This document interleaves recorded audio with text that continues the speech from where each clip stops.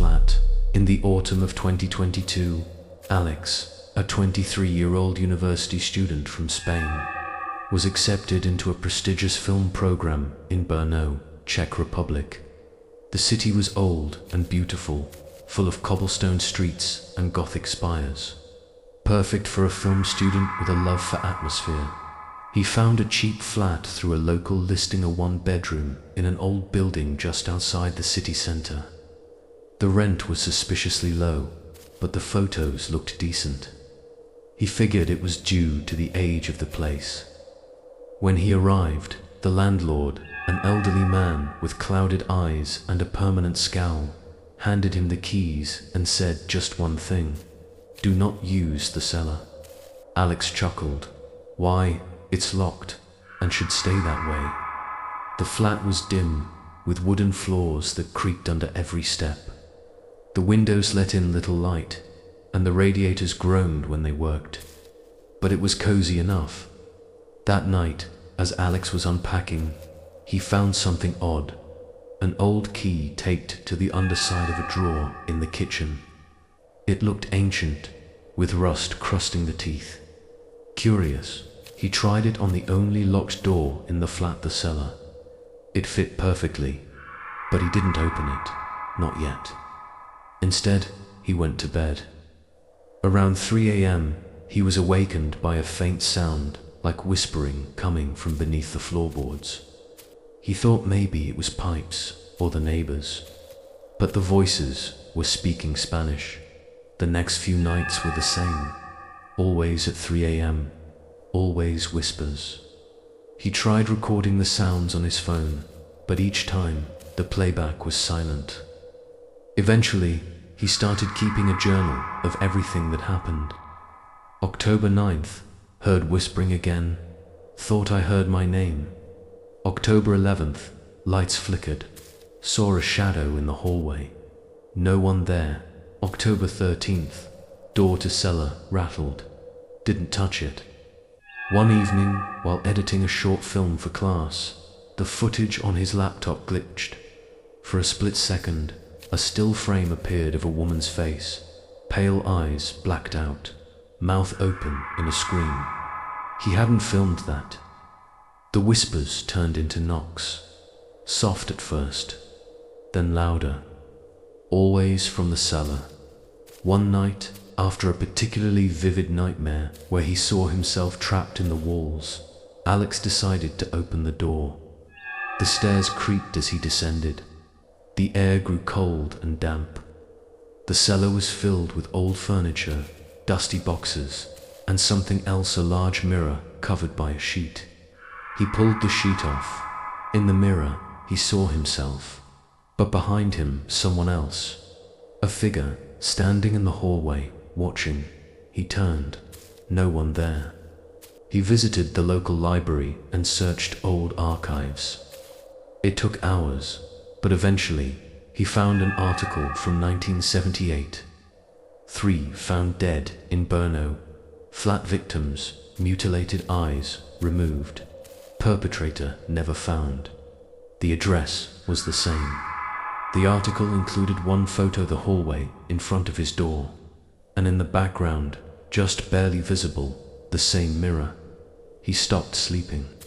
Alex began seeing reflections that weren't his. Movements in the mirror that didn't happen in real life.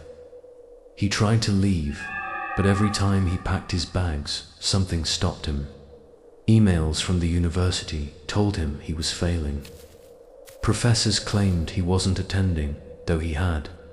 Time started behaving strangely. He'd lose hours at a time. Once, he found himself outside in the rain with no memory of how he got there, and the whispers became voices. You opened the door, you let us back in.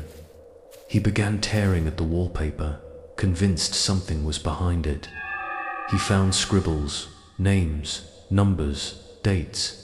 He found a photograph pinned to the wooden slats beneath the drywall. A woman, the same woman from the mirror, on the back, written in Czech. She never left. He stopped journaling. Instead, he started filming.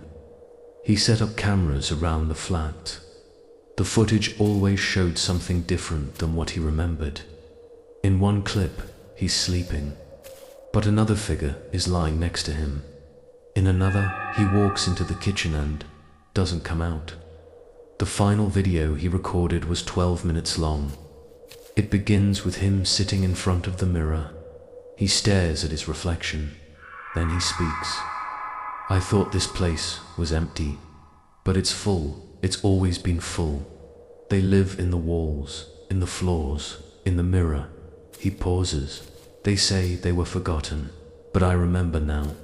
I remember everything." At the end of the video, his reflection smiles, but he doesn't. A year later, the flat was rented to another student, Lena, from Germany. She found the place charming, despite its age. The landlord gave her the same warning: "Do not use the cellar." She nodded, ...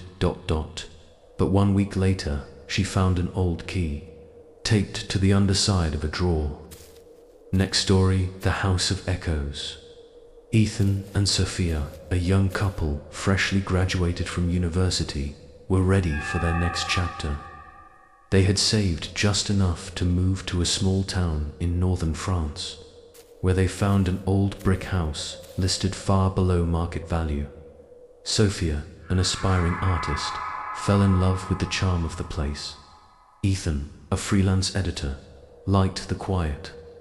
The previous owner, a man named Durrett, had vanished years ago. No relatives, no will, just gone. The real estate agent shrugged it off. "Some people want to disappear," he said. "This house just needs love." Their first week passed peacefully, though the nights were unnervingly silent. On the 7th night, they discovered a locked basement door behind a bookshelf. It was odd neither of them remembered seeing it during the walkthrough. Ethan found an old iron key in the kitchen drawer. When he turned it, the door groaned open. The basement smelled of mildew and old metal, strange symbols lined the walls. In the center of the room stood a metal chair, bolted to the ground. Sophia felt cold just looking at it. Soon, things began to change. Sophia would hear footsteps above her when she was home alone. Ethan woke up with scratches on his arms he couldn't explain. Late one night, they both heard crying, not from outside, but within the walls. "We should leave," Sophia said. But Ethan wanted to understand first. They set up audio recorders and cameras. The next morning, they played the tape. A voice, male, low, distorted. "You found my chair." Ethan knocked on a hollow wall panel in the hallway and discovered a hidden compartment. Inside, a leather-bound journal. It belonged to Durrett, the former owner. The entries were erratic, disturbing. He wrote about cleansing rituals, voices in the pipes, and something he called the Watcher. One passage stood out. "They come at night, but I hold them down. They beg, but the chair is mine. I record their screams. It's the only way to silence my own." Sophia's artwork began to change. She no longer painted landscapes or still life.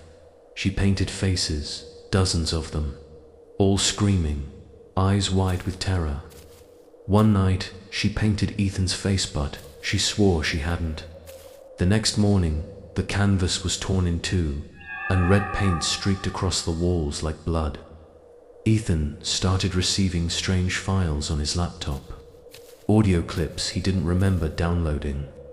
Each file was named with a date from 10 years ago. He listened to one. A woman's voice, crying, then silence, then laughter, twisted, gurgling. At 3:11 a.m., Ethan woke to the sensation of pressure on his chest. He couldn't move. At the foot of the bed, someone stood, watching. Sophia turned on the lamp. The figure vanished, but claw marks were on the blanket. They slept with the lights on after that. Ethan dug into archives and found old police reports. Durrett had been questioned about several disappearances, shunned travelers, hitchhikers, students. No evidence was ever found, until now. They found another door behind the basement wall, rusted shut. They broke it open. Inside, personal belongings, jewelry, torn clothing, IDs, and tapes. So many tapes, each labeled with a name. Sophia changed. Her eyes would glaze over, her voice deepen. She spoke in tongues neither of them knew. "He's still here," she whispered one night. "He never left." Ethan began seeing Dorette's face in reflections. Once, in his own, they discovered one final space in the attic. Symbols carved into the beams. A circle of ash, candles long melted. In the center Dorette's final journal, one line repeated over and over. "Let them echo, let them echo, let them echo." Part 12, the last recording. Ethan turned on all the cameras. He wanted to catch it, prove it. That night, Sophia disappeared, vanished from the house without a trace. The footage showed Ethan sleeping, then sitting up, eyes closed. He walked to the basement, opened the chair, sat down, smiled. A voice whispered, "Now you understand." A new listing appeared online. Charming two-bedroom in the countryside. Quiet, artistic history. No mention of Ethan or Sophia. But the basement door was still locked, for now. Next story, the forbidden house. Liam was the type of person who needed proof. Ghosts, spirits, the afterlife, he scoffed at it all. As a graduate student studying psychology in Prague, he believed that every haunting had a rational explanation. Creaking floorboards, sleep paralysis, mass hysteria. So when a local legend came up during a night at the pub, he couldn't resist. The others spoke in hushed tones about a house on the outskirts of town, abandoned, rotting, cursed. People who went in didn't always come out. And those who did, well, they were never quite the same. "I'll go," Liam said, half drunk, laughing. "Spend the night there, alone, and I'll film everything."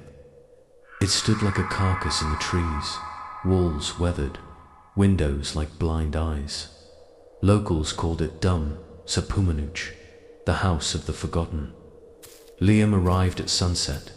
His camera gear was set. He gave a tour through his lens, peeling wallpaper, dust-choked air, mold-streaked ceilings. The kitchen still had plates on the table. Upstairs, a nursery sat untouched, save for the cobwebs and a child's shoe in the corner. "Probably staged," Liam muttered. Classic haunting setup. But then the front door closed behind him, hard, and the deadbolt turned. He found it in the attic, a perfect circle of salt and bone, surrounding a rusted mirror. "Do not break the circle." The words were scrawled in 6 different languages on the wall. So of course, Liam stepped inside. He touched the mirror. His reflection didn't move. Then the lights went out. He heard whispers. At first, it was just his name. Then, crying. Then, breathing not his own. The camera caught it all. Figures flitting across doorways. A woman in black standing at the end of the hall. A voice repeating over and over. He broke the seal. Liam tried to leave. The door wouldn't open. The windows wouldn't shatter. The footage became corrupted. Glitches, screams. A single frame showed Liam standing behind himself. He found a VHS player in the basement. 1 tape, no label. He played it. It showed him arriving at the house, but the date, 5 years ago. He watched himself enter, explore, touch the mirror. Then it showed him screaming, but he didn't remember any of it. Beneath the floorboards, he found another room. Stone walls, chains, carvings of eyes. The bones weren't props, they were real. He read from a book he found there, Latin, a chant. Then something answered. He saw himself everywhere now. Reflections, shadows. But that version smiled too much, and its eyes were black. One night, he woke up strapped to the attic floor. The circle was redrawn. He was inside it. The mirror shimmered. His reflection reached out. Morning light finally broke through. The door was unlocked. Liam stumbled into the street, camera in hand. He told his story, uploaded the footage. Thousands watched. Then the glitches started. People claimed to see a man behind them after watching. Some went missing, and Liam, he doesn't remember leaving the house. Because he never did. They say the house is empty again. But sometimes, at night, you can hear a man whispering in the attic. And if you look closely in the mirror, he's still there, smiling.